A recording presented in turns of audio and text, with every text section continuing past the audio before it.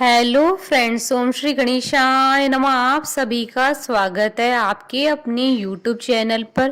Friends, आज हम आपको इस वीडियो में बताने जा रहे हैं पद्म पुराण के अनुसार वैशाख मास महात्म के द्वितीय अध्याय के बारे में। फ्रेंड्स, वीडियो शुरू करने से पहले आपसे रिक्वेस्ट है, अगर आप हमारे चैनल पर नए हैं और आपने अभी तक चैनल को सब्सक्राइब नहीं किया है तो प्लीज़ सब्सक्राइब कीजिएगा चैनल को, साथ ही प्रेस कीजिएगा बेल आइकन को, जिससे नए वीडियो से रिलेटेड नोटिफिकेशन आपको तुरंत प्राप्त हो सके। और वीडियो पसंद आने पर वीडियो को लाइक और शेयर जरूर कीजिएगा ताकि सभी भक्तों को इस वीडियो का लाभ प्राप्त हो सके। और कमेंट बॉक्स में जय श्री कृष्णा जरूर लिखिएगा।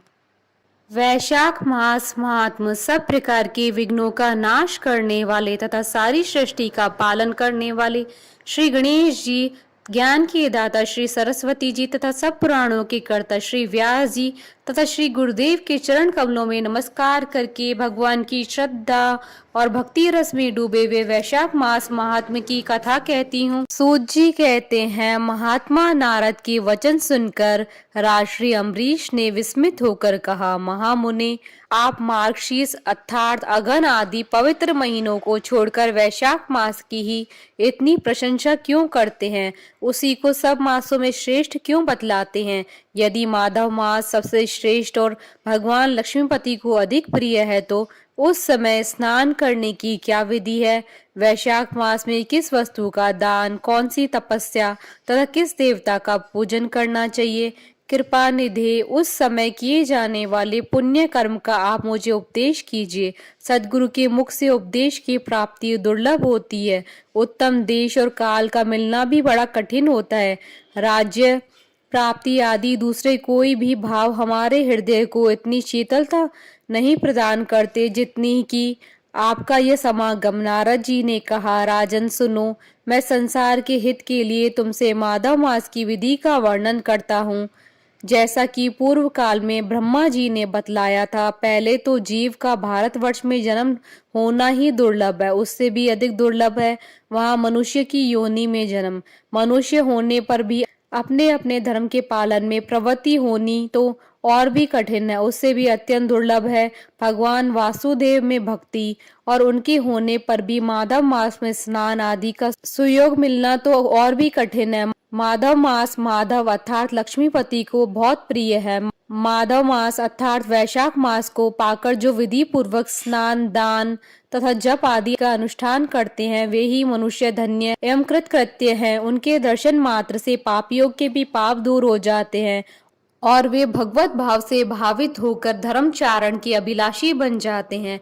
वैशाख मास की जो एकादशी से लेकर पूर्णिमा तक अंतिम 5 दिन है, वे समूचे महीने के समान महत्व रखते हैं। हे राजेंद्र, जिन लोगों ने वैशाख मास में भली भांति के उपचारों द्वारा मधु दैत्य के मारने वाले भगवान लक्ष्मीपति का पूजन कर लिया, उन्होंने अपने जन्म का फल पा लिया। भला कौन सी ऐसी अत्यंत दुर्लभ वस्तु है जो वैशाख के स्नान तथा विधि पूर्वक भगवान की पूजन से नहीं प्राप्त होती? जिन्होंने दान, होम, जप, तीर्थ में प्राण त्याग तथा संपूर्ण पापों का नाश करने वाले भगवान श्री नारायण का ध्यान नहीं किया, उन मनुष्य का जन्म इस संसार में व्यर्थ ही समझना चाहिए। जो धन के रहते हुए भी कंजूसी करता है, दान आदि किए बिना ही मर जाता है, उनका धन व्यर्थ है। हे राजन, उत्तम कुल में जन्म, अच्छी मृत्यु, श्रेष्ठ भोग, सुख, सदा दान करने में अधिक प्रसन्नता, उदारता तथा उत्तम धैर्य, ये सब भगवान श्री विष्णु की कृपा से ही प्राप्त होते हैं।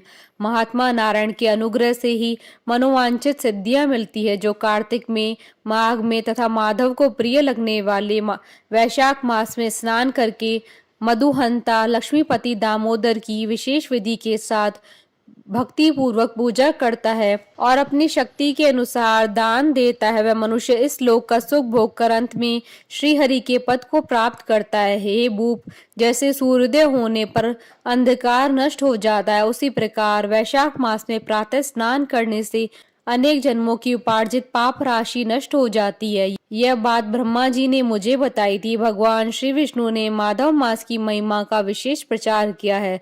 अतः इस महीने के आने पर मनुष्य को पवित्र पवित्र करने वाले पुण्य जल से परिपूर्ण गंगा तीर्थ, नर्मदा तीर्थ, यमुना तीर्थ तथा सरस्वती तीर्थ में सूर्योदय से पहले स्नान करके भगवान मुकुंद की पूजा करनी चाहिए।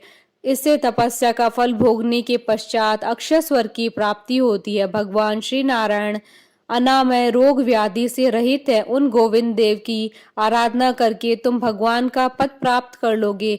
हे राजन, देवादिदेव लक्ष्मीपति पापों का नाश करने वाले हैं। उन्हें नमस्कार करके चैत्र की पूर्णिमा को इस व्रत का आरंभ करना चाहिए। व्रत लेने वाला पुरुष यामिनियों का पालन करे, शक्ति के अनुसार कुछ दान दे, हविष्यायन भोजन करे, भूमि पर सोए, ब्रह्मचर्य व्रत में दृढ़ता पूर्वक स्थित रहे तथा हृदय में भगवान श्री नारायण का ध्यान करते हुए कृच्छ आदि तपस्याओं के द्वारा शरीर को सुखाए। इस प्रकार नियम से रहकर जब वैशाख की पूर्णिमा आए उस दिन मधु तथा तिल आदि का दान करे, श्रेष्ठ ब्राह्मणों को भक्ति पूर्वक भोजन कराए, उन्हें दक्षिणा सहित देनु दान दे तथा वैशाख स्नान के व्रत में जो कुछ त्रुटि हुई है उनकी पूर्णता के लिए ब्राह्मणों से प्रार्थना करें। हे भूपाल, जिस प्रकार लक्ष्मी जी जगदीश्वर माधव की प्रिया है, उसी प्रकार माधव मास भी मधुसूदन को बहुत प्रिय है। इस तरह उपयुक्त नियमों के पालन पूर्वक 12 वर्षों तक वैशाख स्नान करके अंत में मधुसूदन की प्रसन्नता के लिए अपनी शक्ति के अनुसार व्रत का उद्यापन करे। अम्बरीश, पूर्व काल में ब्रह्मा जी के मुख से मैंने जो सुना था वह सब वैशाख मास का महात्म तुम्हें बता दिया। अम्बरीश ने पूछा, मुने, स्नान में परिश्रम तो बहुत थोड़ा है, फिर भी उससे अत्यंत दुर्लभ फल की प्राप्ति होती है। मुझे इस पर विश्वास क्यों नहीं होता? मुझे मोह क्यों हो रहा है? नारद जी ने कहा, राजन, तुम्हारा संदेह ठीक है। थोड़े से परिश्रम के द्वारा महान फल की प्राप्ति असंभव सी बात है, तथापि इस पर विश्वास करो, क्योंकि यह ब्रह्मा जी की बताई हुई बात है। धर्म की गति सूक्ष्म होती है, उसे समझने में बड़े बड़े पुरुषों को भी कठिनाई होती है।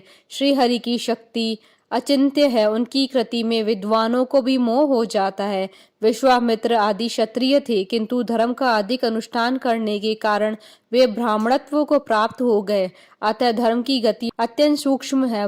हे भूपाल, तुमने सुना होगा अजामिल अपनी धर्म पत्नी का परित्याग करके सदा पाप के मार्ग पर ही चलता था, तथापि मृत्यु के समय उसने केवल पुत्र के स्नेहवश नारायण कहकर पुकारा। पुत्र का चिंतन करके नारायण का नाम लिया, किंतु इतने से ही उनको अत्यंत दुर्लभ पद की प्राप्ति हुई। जैसे अनिच्छा पूर्वक भी यदि आग का स्पर्श किया जाए तो वह शरीर को जलाती है, उसी प्रकार किसी दूसरे निमित्त से ही भी यदि श्री गोविंद का नामोच्चारण किया जाए तो वह पाप राशि को भस्म कर डालता है। जीव विचित्र है, जीवों की भावनाएं विचित्र है, कर्म विचित्र है तथा कर्मों की शक्तियां भी विचित्र है। शास्त्र में जिसका महान फल बताया गया हो वही कर्म महान है, फिर वह अल्प परिश्रम साध्य हो या अधिक परिश्रम साध्य।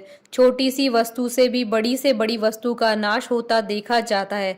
जरा सी चिंगारी से बोझ के बोझ तिनके स्वाहा हो जाते हैं। जो श्री कृष्ण के भक्त हैं उनके अनजाने में ही किए हुए हजारों हत्याओं से युक्त भयंकर पातक तथा चोरी आदि पाप भी नष्ट हो जाते हैं।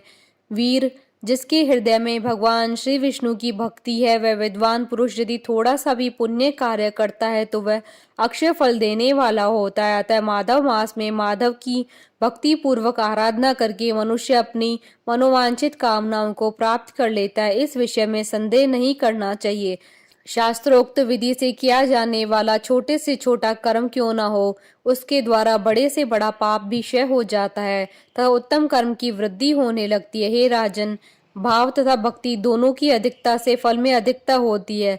धर्म की गति सूक्ष्म है, वह कई प्रकारों से जानी जाती है। महाराज, जो भाव से हीन है, जिसके हृदय में उत्तम भाव एवं भगवान की भक्ति नहीं है, वह अच्छे देश तथा काल में जाकर भी जीवन भर पवित्र गंगा जल से नहाता और दान देता रहे तो भी कभी शुद्ध नहीं हो सकता है, ऐसा मेरा विचार है। अतः अपने हृदय कमल में शुद्ध भाव की स्थापना करके वैशाख मास में प्रातः काल स्नान करने वाला जो विशुद्ध चित्त पुरुष भक्ति पूर्वक भगवान लक्ष्मीपति की पूजा करता है, उसके पुण्य का वर्णन करने की शक्ति मुझ में नहीं है। अतः हे भूपाल, तुम वैशाख मास के फल के विषय में विश्वास करो। छोटा सा शुभ कर्म भी सैकड़ों पाप कर्मों को नाश करने वाला होता है। जैसे हरि नाम के भय से राशि राशि के पाप नष्ट हो जाते हैं, उसी प्रकार सूर्य के मेष राशि पर स्थित होने के समय प्रातः स्नान करने से तथा तीर्थ में भगवान की स्तुति करने से भी समस्त पापों का नाश हो जाता है।